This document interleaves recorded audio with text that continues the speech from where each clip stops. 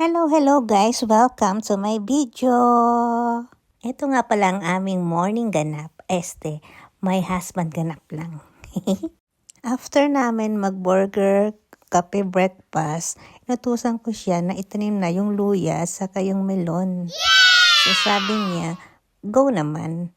Kaya lang, kailangan niyang gumawa ng pansamantalang pagtataniman nila. Kaya yung plastic ng mineral water, hinati muna niya. Talaga, pinutas-butasan niya para doon muna niya pansamantala ilalagay yung tanim niya. Which is okay naman. Good job, honey. Love you. Lovely. Niloloko-loko ko pa nga siya dyan pero seryoso talaga siya sa ginagawa niya.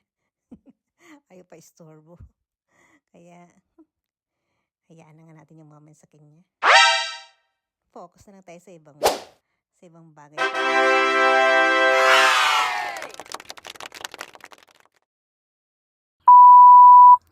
Sana naman kayo magaling kong asawa. Anay! Ayun pala. Busy yarn? Oo, busy. Nagka-garden na naman pala during off. Nice one, honey. Good job. Ay, bumuka na yung Avocado? Oo. Pero lalabas na yung kanyang Nice one.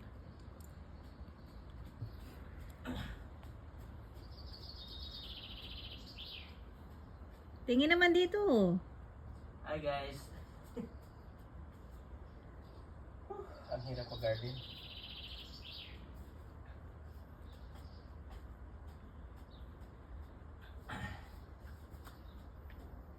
Yan tinatawag na basta may tinanim, later on, may harvestin. Right, honey? Kaya nga.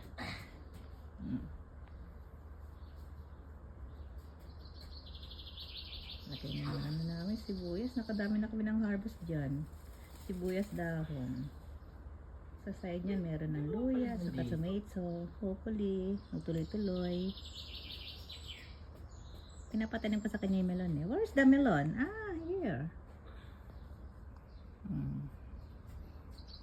Ang tamis kasi niya guys, nung binili ko. Kaya tinabi ko yung buto. Sabi ko, tanim din niya.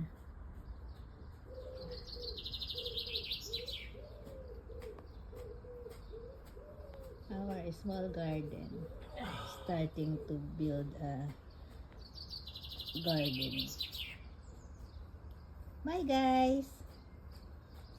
So, after mag-garden ng husband ko, syempre, may reward siya.